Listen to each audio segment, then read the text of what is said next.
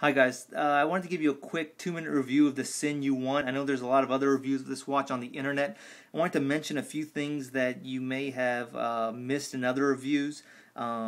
Just to get the basics out of the way, the watch is 42 millimeters in diameter. The lug width is 22 millimeters, meaning there's a lot of options for aftermarket straps. MSRP is about $1,700 for a rubber strap. The stainless steel bracelet will cost you a little more. This particular model is on an aftermarket leather strap. The face is very striking. The hands are very striking. It's an interesting watch. The movement is a basic ETA 2824. You'll find this movement in a lot of watches. Even though it's not cost spec, I found it to be a very good timekeeper. It easily keeps up with my with my Submariner. And so, don't know if you can see that there, but really no complaints insofar as the movement accuracy goes.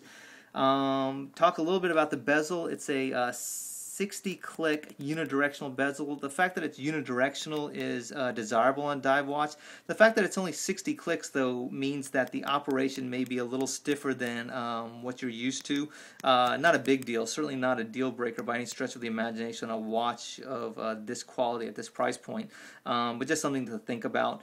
Another minor thing on this watch is that the crown tube is relatively thin compared to a lot of other dive watches. This really kind of surprised me.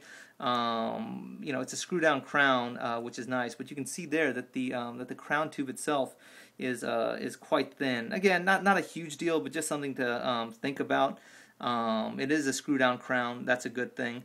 One real positive about the watch, insofar as wearability goes, is that the lugs are relatively short, meaning it wears very well, even for folks with a relatively small wrist.